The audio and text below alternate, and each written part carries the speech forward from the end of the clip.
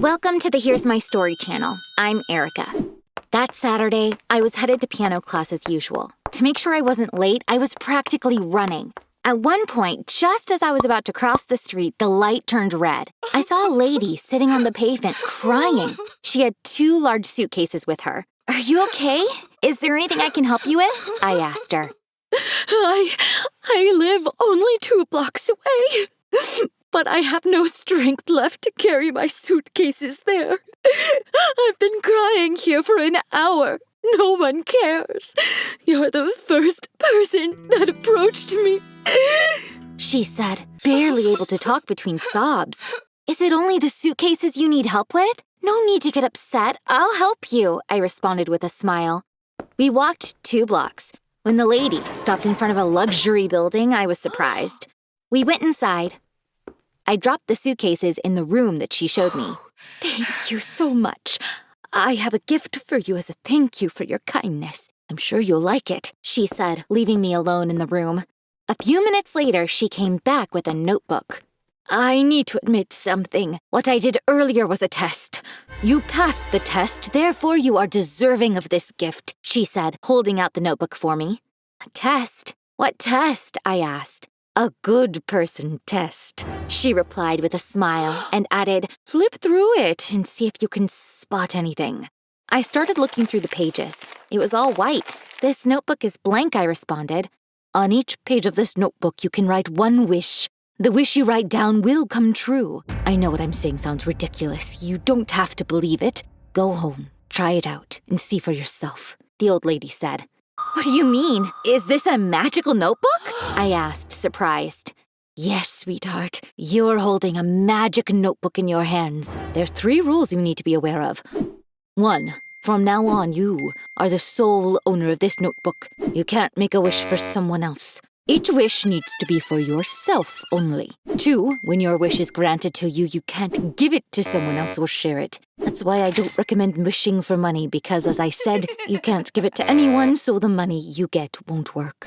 3, the notebook has 41 pages right now. You can only put 1 wish per page," she explained. "But why are you giving it to me?" I asked.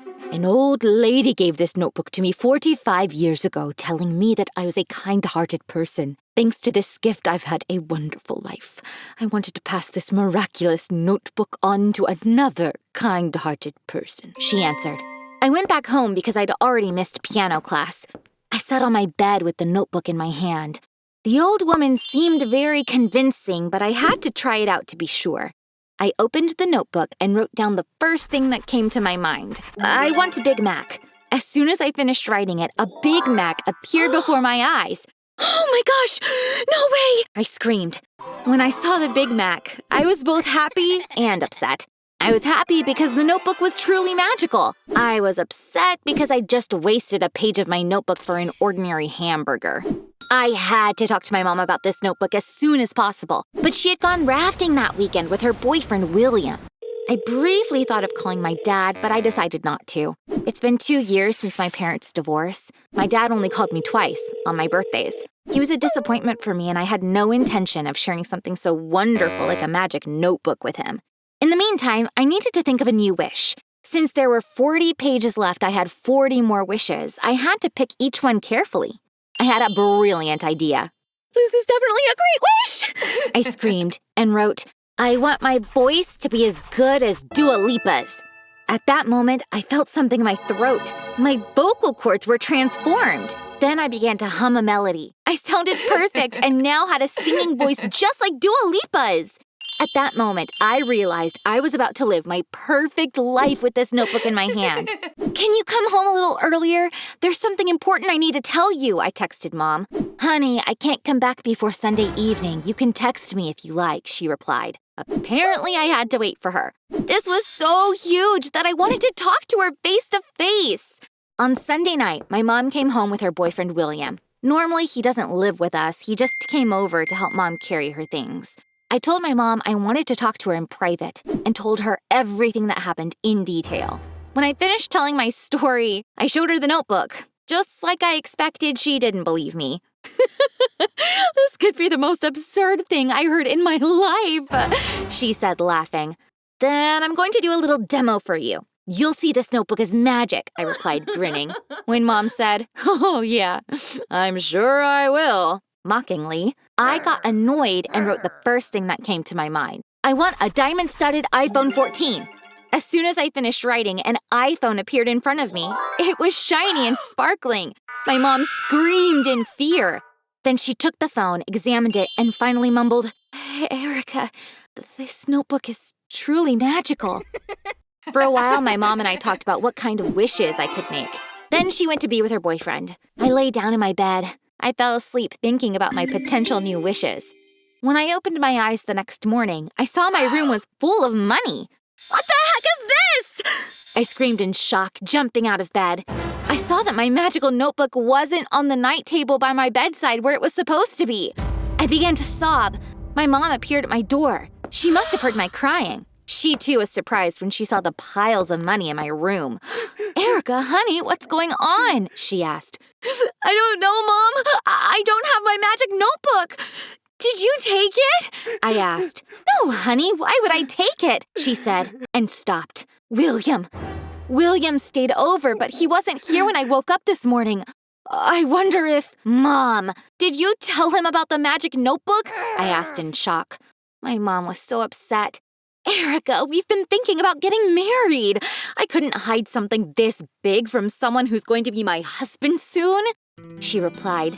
"So, what does all this money mean?" she asked, staring at the money. I had an idea. "Mom, there are millions of dollars here. I think William wrote money in the notebook. But even if someone else writes the wish, it comes true wherever I am because the notebook belongs to me," I said. "That makes a lot of sense," my mom said, before calling William, who didn't pick up. She took a photo of the money piles in the room and sent it to him, along with a text that said, "The money you wished for is here. Since Erica is the owner of the notebook, every wish made comes true for her. It's never going to work for you. Please bring it back." "What about the Ferrari?" William responded. "What Ferrari? What does he mean?" she mumbled. I looked outside. There was a brand new Ferrari sports car in front of the house. William must have wished for a Ferrari.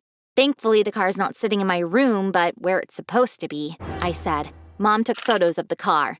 "That's here too," she wrote to her boyfriend. Half an hour later, the doorbell rang. William was standing at the door with the magic notebook in his hand. "Please forgive me. I made a mistake. I actually wanted to wish for a few things, but then I felt so bad and decided to bring it back to its real owner, to Erica," and handed it to me.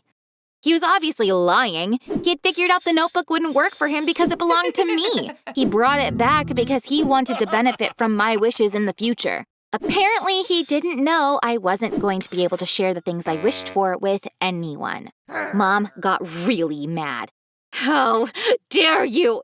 Get out of here! I don't want to see you again!" she screamed. William walked up to my mom threateningly. "I will get what I want from that notebook. I'll do anything for it. If you don't cooperate with me, I'll tell the mob. They'll kidnap your dear daughter. You'll never see Erica again," he hissed at my mom. I never liked this guy. He would definitely do as he said. William was about to attack my mom because she kept pushing back. I had an idea. I flipped the notebook open. "I want William to live in an igloo on the North Pole until the end of his life," I wrote. William disappeared the second I finished the sentence. "He vanished!" my mom yelled. "Yeah, Mom. I sent him to the North Pole. He'll never bother us again," I said to her. My mom let out a big laugh. "Dear magic notebook, you are a wonder," she said. We didn't hear from William for a long time. We just found a letter in our mailbox last week. It was from him. "I don't have a phone here. I can't reach you. I wanted to apologize to you and your daughter. Please forgive me. I want to come back. I swear on my life not to bother you ever again," he wrote. I felt sorry for him. "What should we do, Mom?" I asked. Mom shook her head and said, "I don't trust him at all. He needs to stay there if we want to feel safe." We never talked about William again. By the way, if you're curious, I've made 2 more wishes since then. First one was to get high grades on every exam I take. That made things really easy for me at school. The second one was to always be in perfect health. My mom wanted me to wish for that one. I don't even get headaches now. I have 34 more pages in my magic notebook. What else can I wish for? Please write in the comments.